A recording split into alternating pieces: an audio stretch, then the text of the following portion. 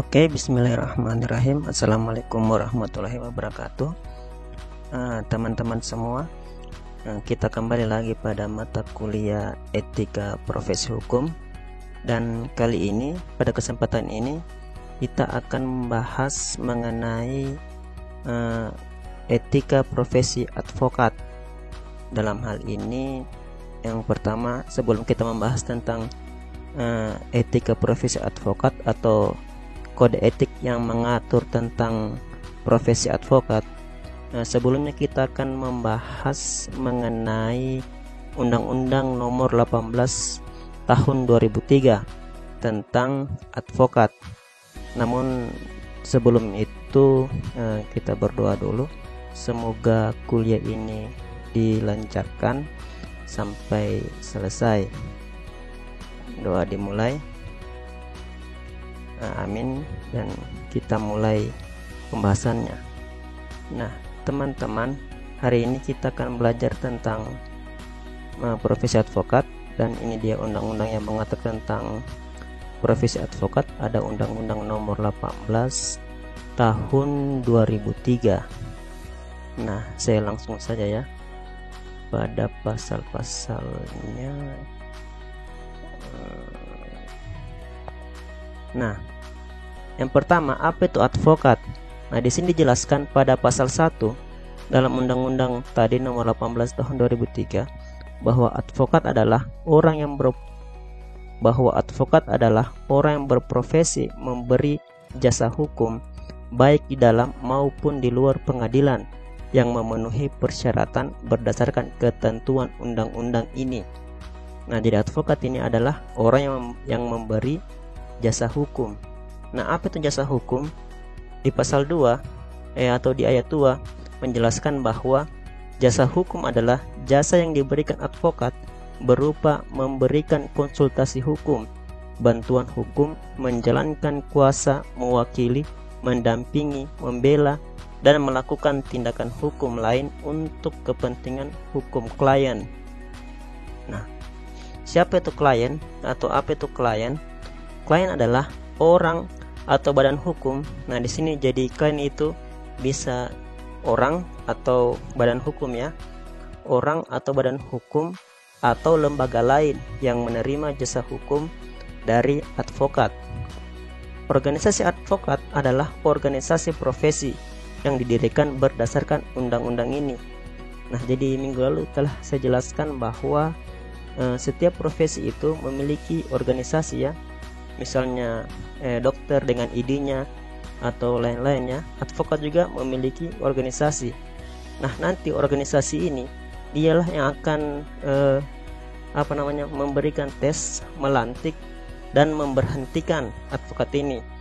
Jadi minggu lalu ada yang bertanya bahwa apa sanksi administrasi yang diterima oleh profesi. Nah, nanti akan dijelaskan ke bawah sanksi apa saja yang diterima oleh advokat apabila melanggar kode etik, dan yang mengeluarkan sanksinya itu adalah dan mengeluarkan dan membahas tentang sanksi tersebut adalah organisasi advokat. Saya langsung saja ya, yang saya tandai saja. Nah, honorarium. Jadi advokat itu diberikan honorarium. Siapa yang memberikan?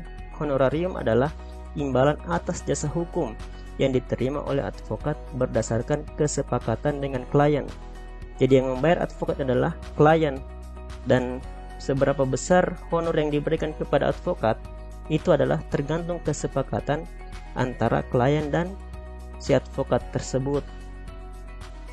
Nah, kemudian bantuan hukum adalah jasa hukum yang diberikan oleh advokat secara cuma-cuma kepada klien yang tidak mampu. Nah, jadi advokat ini memberikan juga jasa cuma-cuma kepada klien yang dianggap tidak mampu. Makanya ada namanya LBH, Lembaga Bantuan Hukum. Nah, di situ bagi masyarakat atau warga yang tidak mampu bisa mengadukan tentang jasa hukum, mendapatkan jasa hukum dari advokat secara cuma-cuma. Tetapi ini tidak 100% gratis ya, karena ada biaya-biaya yang harus dibayar, yaitu biaya administrasi. Kebetulan saya punya teman yang bekerja di LBH, katanya itu tidak sepenuhnya gratis karena ada biaya administrasi yang dibayar ke, kalau tidak salah, ke pengadilan kali ya. Untuk tapi jumlahnya tidak besar, mungkin sekian ribu atau berapa yang harus dibayarkan.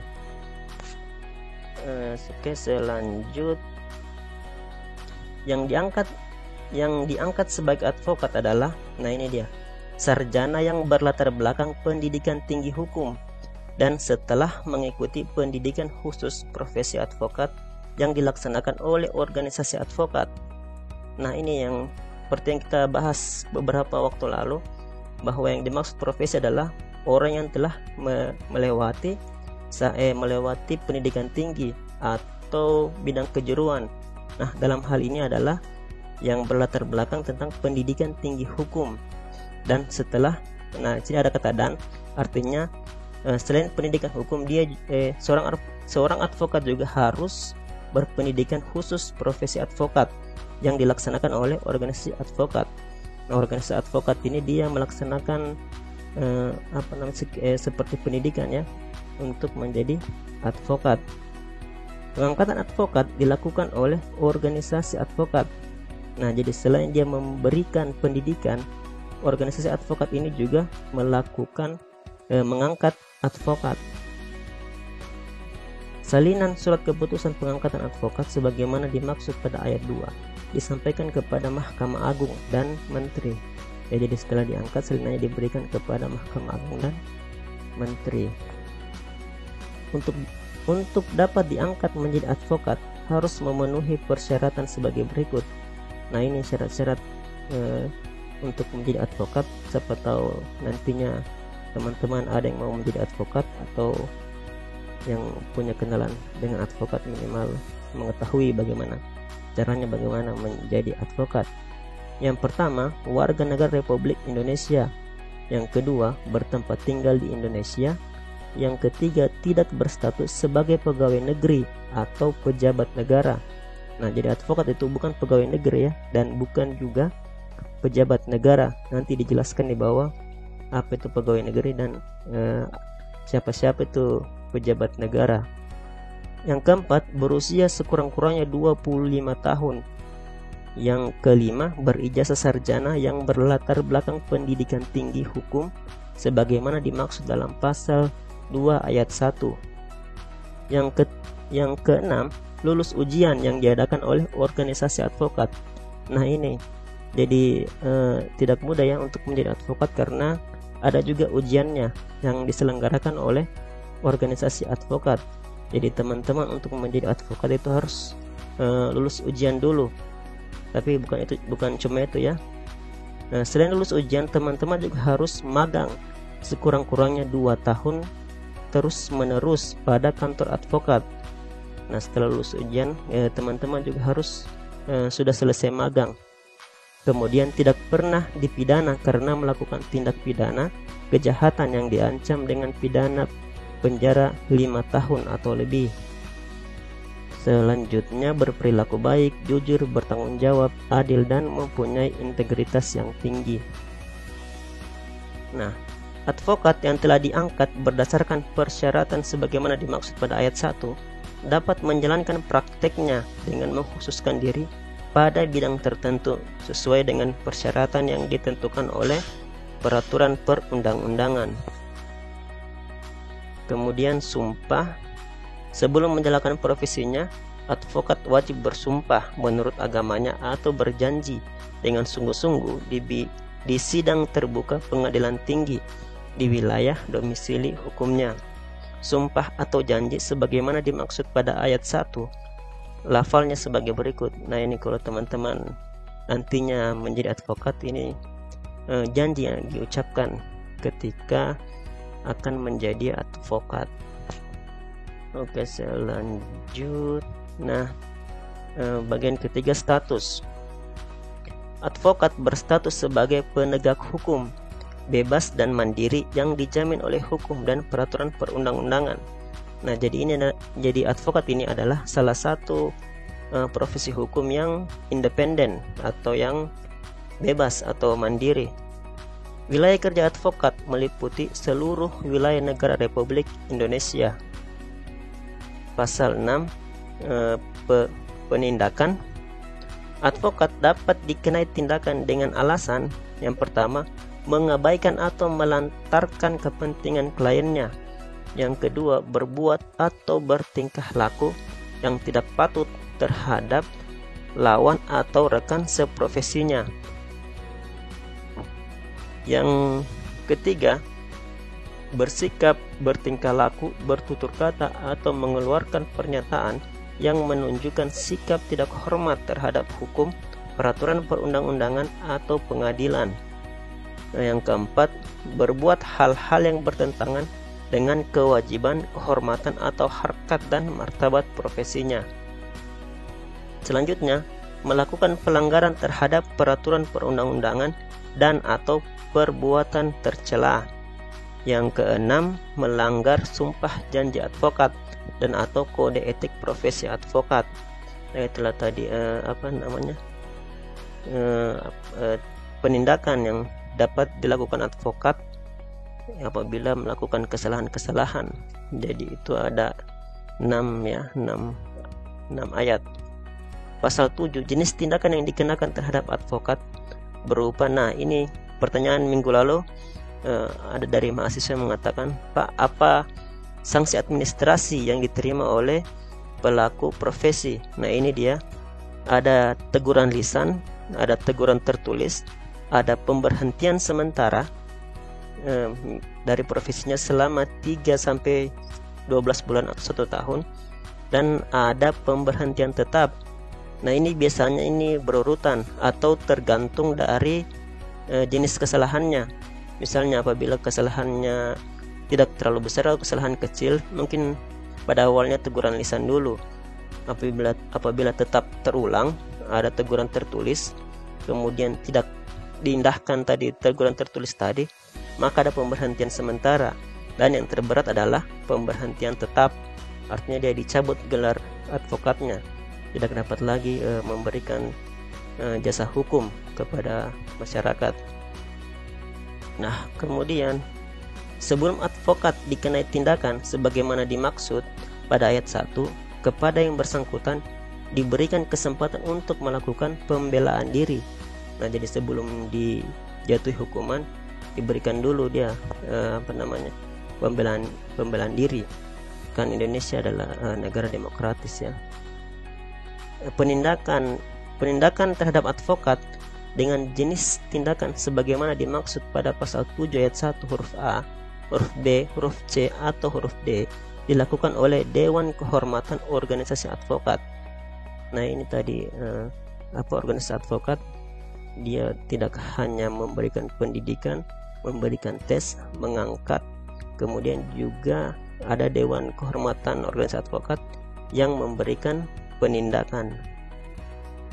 Oke, nah kemudian advokat dapat berhenti atau diberhentikan dari profesinya oleh organisasi advokat. Nah setelah dia memberikan penindakan, organisasi advokat ini dia bisa memberhentikan atau mencabut itu gelar profesinya, ya diberhentikan begitu. Advokat berhenti atau dapat diberhentikan dari profesinya secara tetap karena alasan yang pertama bisa permohonan sendiri, yang kedua dijatuhi pidana yang telah mempunyai kekuatan hukum tetap karena melakukan tindak pidana yang diancam dengan hukuman 4 tahun atau lebih. Jadi kalau pidananya dihukum 4 tahun atau lebih, itu dapat diberhentikan. Yang ketiga, berdasarkan keputusan organisasi advokat, itu dapat diberhentikan advokat tersebut. Kemudian, hak dan kewajiban advokat.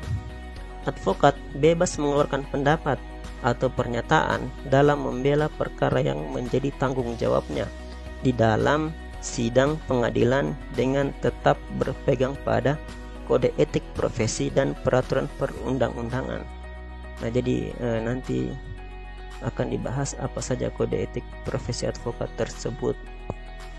Advokat bebas dalam menjalankan tugas profesinya untuk membela perkara yang menjadi tanggung jawabnya dengan tetap berpegang pada kode etik profesi dan peraturan perundang-undangan.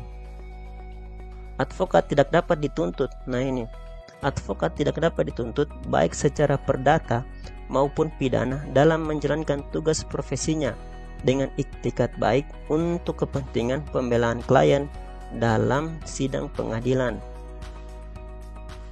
Dalam menjalankan profesinya, advokat berhak memperoleh informasi data dan dokumen lainnya baik dari instansi pemerintah maupun pihak lain yang berkaitan dengan kepentingan tersebut yang diperlukan untuk pembelaan kepentingan kliennya sesuai dengan peraturan perundang-undangan.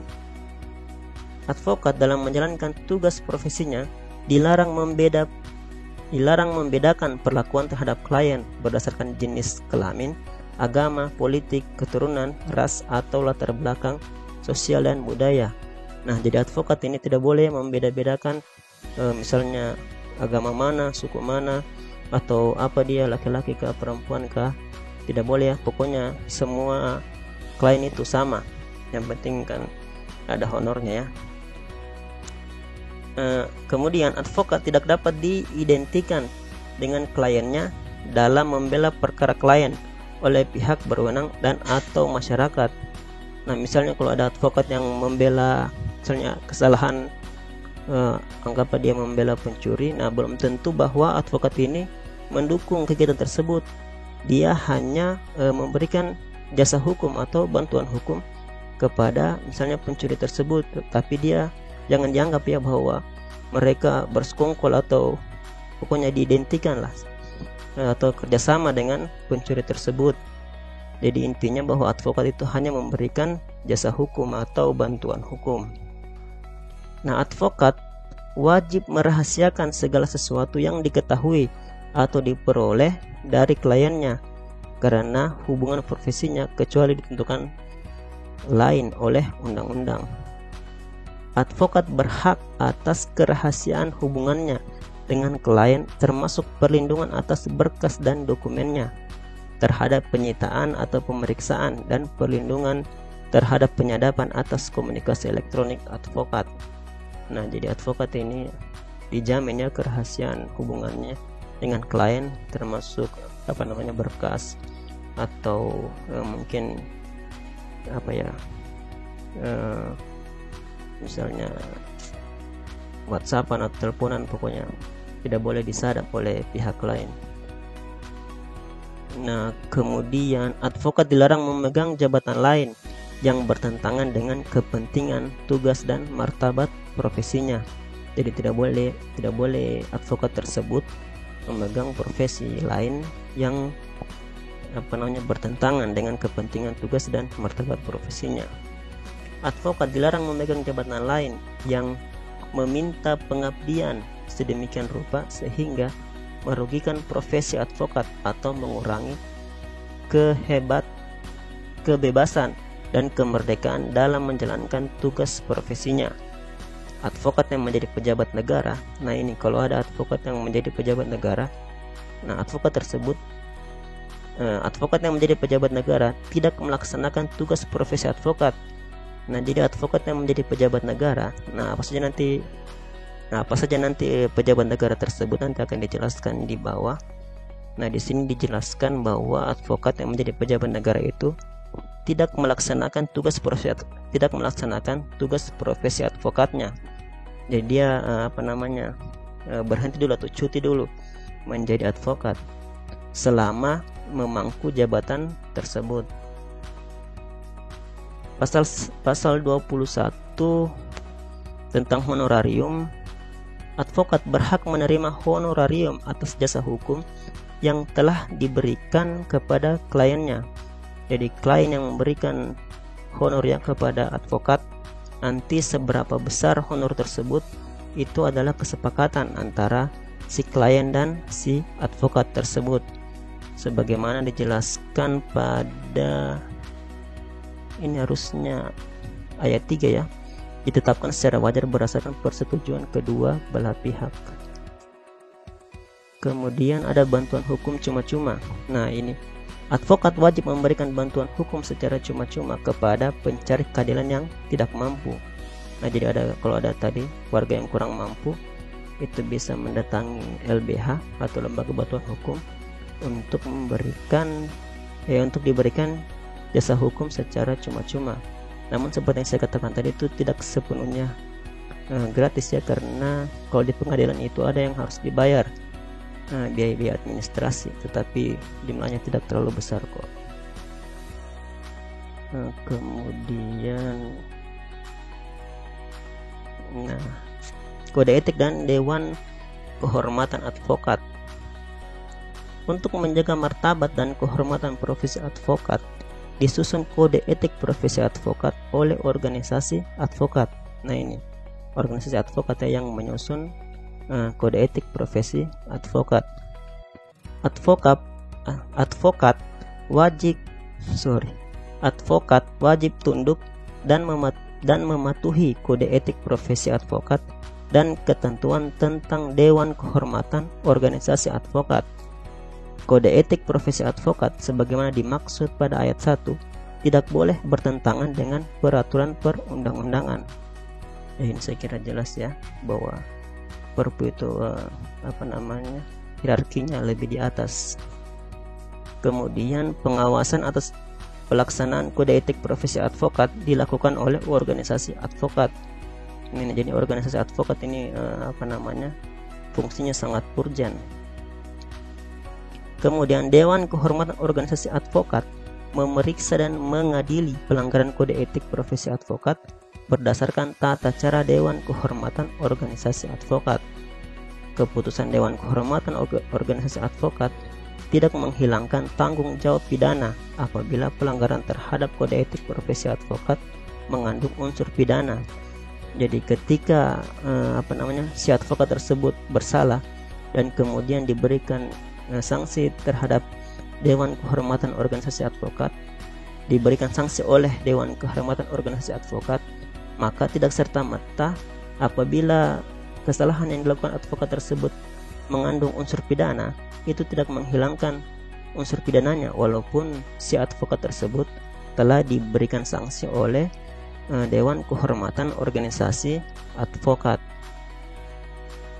Nah, kemudian organisasi advokat membentuk Dewan Kehormatan Organisasi Advokat baik di tingkat pusat maupun di tingkat daerah. Nah, ini tadi Dewan Organisasi Advokat ya. Dewan Kehormatan di tingkat daerah mengadili pada tingkat pertama dan Dewan Kehormatan di tingkat pusat mengadili pada tingkat banding dan terakhir. Kemudian keanggotaan Dewan Kehormatan Organisasi Advokat sebagaimana dimaksud pada ayat 1 terdiri atas unsur advokat. Nah, apa saja unsur-unsur tersebut? Dalam mengadili sebagaimana dimaksud pada ayat 2, Dewan Kehormatan membentuk majelis yang susunannya terdiri atas, nah ini, ada unsur Dewan Kehormatan, ada pakar atau tenaga ahli di bidang hukum, dan ada juga tokoh masyarakat. Kemudian pasal 28, organisasi advokat merupakan satu-satunya wadah profesi advokat yang bebas dan mandiri yang dibentuk sesuai dengan ketentuan undang-undang ini dengan maksud dan tujuan untuk meningkatkan kualitas profesi advokat. Nah, di sini dijelaskan bahwa organisasi advokat adalah merupakan satu-satunya. Nah, sementara nanti akan dilihat bahwa organisasi advokat itu bukan hanya satu, tetapi ada beberapa. Nanti dijelaskan, dilihat. Nah, apakah banyaknya organisasi advokat tersebut itu melanggar undang-undang atau bagaimana? Nanti dilihat pada penjelasan di bawah. Advokat yang dapat menjalankan pekerjaan profesi advokat adalah yang diangkat sesuai dengan ketentuan undang-undang ini. Setiap advokat yang diangkat berdasarkan undang-undang ini wajib menjadi anggota organisasi advokat. Jadi advokat yang sudah diangkat itu wajib menjadi anggota organisasi advokat. Kemudian ketentuan peralihan advokat atau penasihat hukum, advokat, penasihat hukum, pengacara, praktik, dan konsultan hukum yang telah diangkat pada saat undang-undang ini mulai berlaku dinyatakan sebagai advokat sebagaimana diatur dalam undang-undang ini. Nah, jadi penasihat hukum, pengacara praktik, dan konsultan hukum itu juga disebut sebagai advokat. Nah ini tadi yang saya jelaskan bahwa yang saya jelaskan tadi bahwa organisasi advokat tersebut itu ada banyak. Nah, untuk sementara tugas dan wewenang organisasi advokat sebagaimana dimaksud dalam undang-undang ini dijalankan bersama-sama. Nah, ini bersama-sama. Jadi seluruh organisasi ini menjalankan atau membuat kode etik itu secara bersama-sama. Adapun organisasi advokat tersebut adalah yang pertama ada Ikatan Advokat Indonesia, ada IKADIN, ada Asosiasi Advokat Indonesia, AAI, ada Ikatan Penasihat Hukum Indonesia, IPHI, ada Himpunan Advokat dan Pengacara Indonesia, HAPI, Serikat Pengacara Indonesia, SPI, Asosiasi Konsultan Hukum Indonesia, AKHI, Himpunan Konsultan Hukum Pasar Modal, HKHPM, dan Asosiasi Pengacara Syariah Indonesia, APSI. Pasal 33 Kode Etik dan Ketentuan tentang Dewan Kehormatan Profesi Advokat yang telah ditetapkan oleh Ikatan Advokat. Nah ini dinyatakan mempunyai kekuatan hukum secara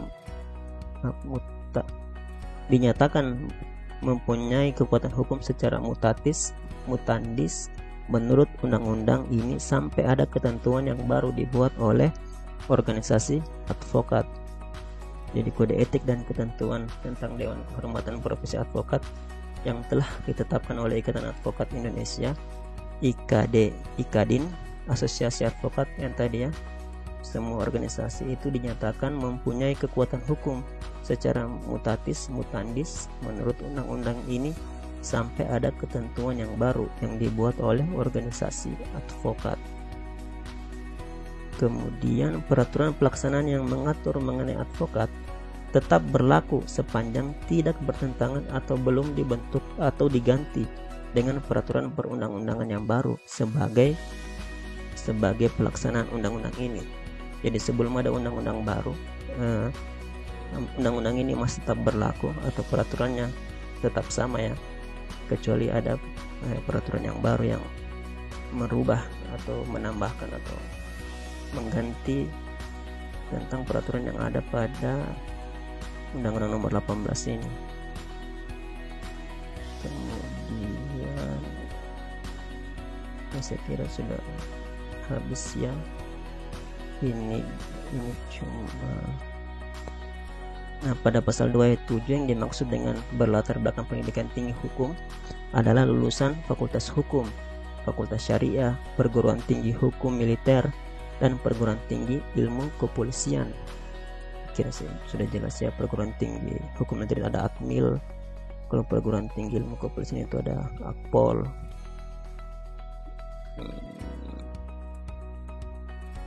Huruf G, magang dimaksudkan agar calon advokat dapat memiliki pengalaman praktis yang mendukung kemampuan, keterampilan, dan etika dalam menjalankan profesinya.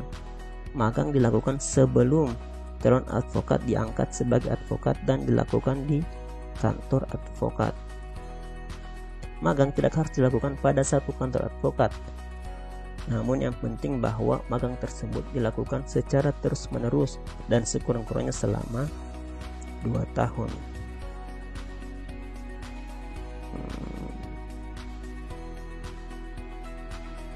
Nah, kemudian yang dimaksud dengan itikat baik adalah menjalankan tugas profesi demi tegaknya keadilan berdasarkan hukum untuk membela kepentingan.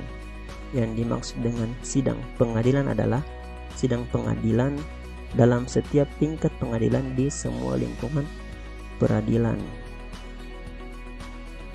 Kemudian yang dimaksud dengan tokoh masyarakat tadi ada unsur, ada tokoh masyarakat. Yang dimaksud dengan tokoh masyarakat antara lain ahli agama dan atau ahli etika. Kemudian mungkin sampai di sini dulu tentang materi Undang-Undang Nomor 18 Tahun 2003 yang menyangkut tentang profesi advokat. Saya akhiri perkuliahan hari ini, lebih dan kurangnya mohon dimaafkan. Kemudian selamat menunaikan ibadah puasa bagi teman-teman yang menunaikan. Oke, saya akhiri, wabillahi taufik wal hidayah. Assalamualaikum warahmatullahi wabarakatuh.